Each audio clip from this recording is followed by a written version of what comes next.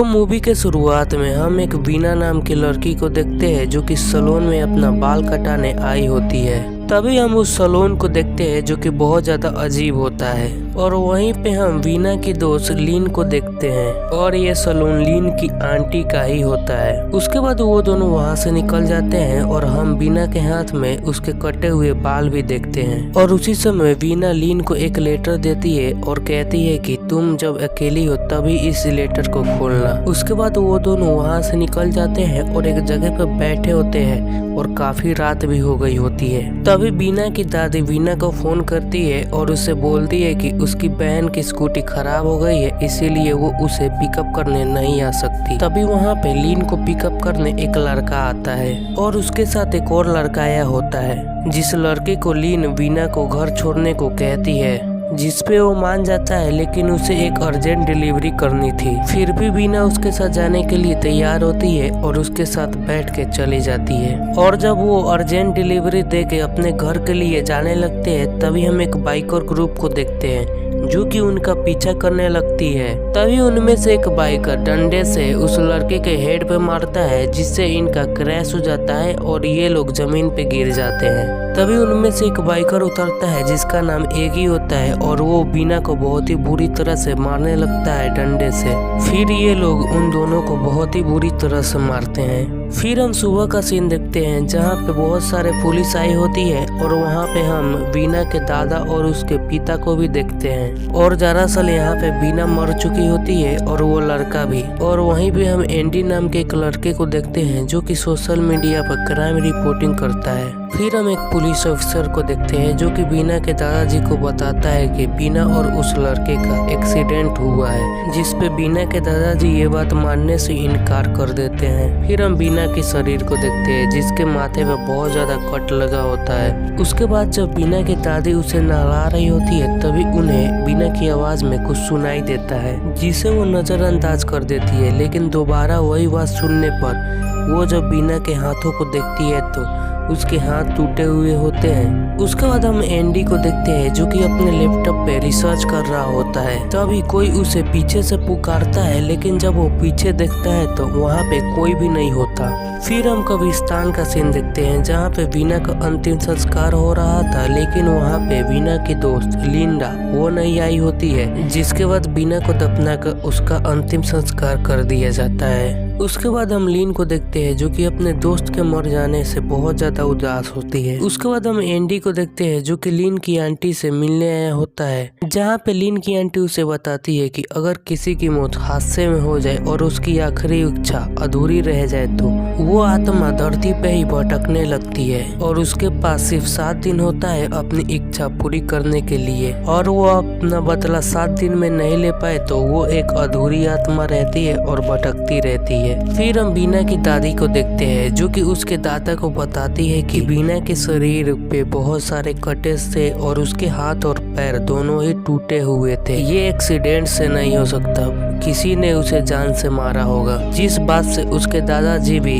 Agree करते हैं। फिर बीना के दादी बीना के कमरे में जाती है तब वहाँ पे एक बॉक्स पड़ा होता है बिछौने पे और वहाँ पे वो बाल भी होता है जो कि बीना ने सैलून से लिया था। लेकिन सोचने वाली बात यह है कि बीना उस दिन अपने घर तो पहुँची ही नहीं। फिर जब बीना की दादी उस बॉक्स को अलमारी में रखने के लिए जाती है तो वहाँ पे वो बीना की बॉडी को देखती है, जिसे वो देख के बहुत ज्यादा डर जाती है। उसके बाद बीना की दादी और उसकी बहन पुलिस स्टेशन में बीना के कुछ सामान लेने के लिए आए होते हैं और वहीं पे एंडी भी आया होता है जो कि बीना की बहन को अपना कार्ड देता है। तभी वहाँ पे वही पुलिस वाला आ जाता है जो कि इस केस को देख रहा था और दरअसल एंडी इसी का भाई होता है। फिर एंडी लिंडा से मिलने के लिए उसके घर जाता है, जहाँ पे लिंडा बताती है कि एगी बीना को पसंद करता था और एक बार एगी ने बीना को एक आइसक्रीम दी थी, जिस बात से एगी की गर्लफ्रेंड बहुत ज्यादा गुस्सा हो जाती है और उन लोगों ने बीना के बालों में च्युइंगम चिपका दिया था। और फ्लैशबैक में हम देखते हैं कि बीना ने एक बार मॉडल का कंपटीशन जीता था और वहीं पे भी एगी भी मौजूद था। और जब बीना वॉशरूम में जाती है तो वहाँ पे एगी आ जाता है और वो बीना के साथ जबरदस्ती करने लगता है, जिससे बीना उसके मुंह पे थूक देती है और वहाँ से निकल जाती है। जाती है। उसके बाद हम एगी के घर का सीन देखते हैं, जहाँ पे एगी के घर वाले उसे कहीं और भेजने वाले थे ताकि ये इस केस में ना फंस जाए। और दरअसल एगी के पिता भी पुलिस ऑफिसर हैं। फिर हम एगी को देखते हैं जो कि सो रहा होता है। तभी उसके बिस्तर के नीचे से कुछ आवाज आता है और जब वो देखता है तो उसके बिस्तर के नीचे बहुत सारा पानी होता है और उसे फिर से बाथरूम की तरफ से आवाज आता है। और जब वो वहाँ पे जाता है तो वहाँ पे चारों तरफ बर्फ की क्यूब पड़ी होती है। फिर वो जब बाथटब में देखता है तो वहाँ पे बीना होती है और वो उसके पास आने लगती है। उसके बाद बीना उसके ऊपर चढ़ के उसे मारने लगती है। फिर अचानक से बीना गायब हो जाती है और एगी उठ जाता है। लेकिन जब वो पीछे देखता है तो वहाँ पे बीना होती है, जिसके डर से वो बहुत तेज भागता है और छत से कूदने वाला होता है,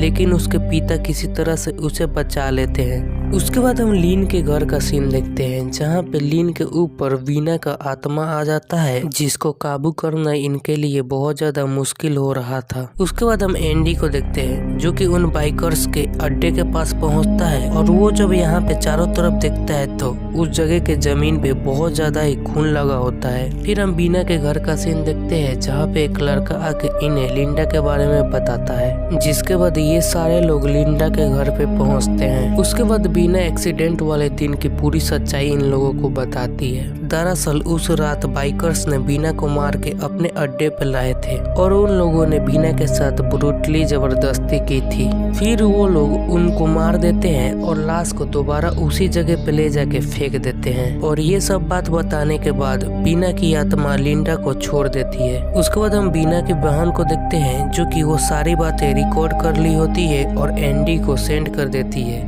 जिससे एंडी उस रिकॉर्डिंग को पूरे इंटरनेट पे वायरल कर देता है। उसके बाद हम बीना की बहन और दादी को देखते हैं जिन्हें पुलिस ने बुलाया होता है और वहाँ पे उन्हें पुलिस बताती है कि बीना ने उस रिकॉर्डिंग में जो जो बोला है वो सारी चीजें मैच हो रही हैं। और पुलिस वाले बताते हैं कि उन्हें दोबारा से बीना के बॉडी के पोस्टमार्टम करना पड़ेगा, जिससे ये प्रूफ हो जाए, जिसपे बीना के फैमिली वाले सोचते हैं और बाद में मान जाते हैं। उसके बाद हम एगी को देखते हैं जो कि अपने वॉशरूम में होता है। तभी पूरा ही वॉशरूम खंडर जैसा बन जाता है और वहाँ पे बीना की आत्मा दीवार के अंदर से निकलती है और वो एगी को बहुत ही ब्रूटली मारने लगती है। उसके बाद एगी जब अपने कमरे में आ जाता है और वहाँ से भागने की कोशिश करता है, तब बीना वहाँ पे भी आ जाती है और उसे बहुत ही बुरी तरह डंडे से मारती है। उसके बाद सीन शिफ्ट होता है और हम लिंडा को देखते हैं जो कि बीना के घर आई होती है। फिर हम कब्रिस्तान का सीन देखते हैं, जहाँ पे परमिशन मिलने के बाद बीना की बॉडी को कब्र से फिर से निकाला जाता है। तभी लिंडा के ऊपर बीना का आत्मा फिर से आ जाता है और बीना का आत्मा वहाँ पे कहता है कि उसके शरीर से ब्रेसेस और हेयर एक्सटेंशन निकाल दिया जाए, जिसपे बीना की बहन पुलिस वालों को फोन करके बताती है कि बीना के शरीर से हेयर एक्सटेंशन और ब्रेसेस निकाल दिया जाए। और वो लोग ऐसा ही करते हैं और यहाँ पे बीना का पोस्टमार्टम भी कंप्लीट हो जाता है। उसके बाद उस रिपोर्ट को पुलिस वाले देखते हैं और उन सारे लोगों को एकाएक करके पकड़ लेते हैं। उसके बाद हम एंडी को देखते हैं जो कि न्यूज में देखता है कि बीना के सारे हथियारों को पकड़ लिया गया है। और इधर हम बीना के फैमिली वालों को देखते हैं जो कि इस खबर से वो काफी ज्यादा खुश होते हैं। तो ये मूवी यहीं पे समाप्त होती है। आप लोगों को ये मूवी कैसा लगा ये कमेंट में बताओ। बाकी ऐसे ही और वीडियो देखने के लिए चैनल को सब्सक्राइब करके रखो।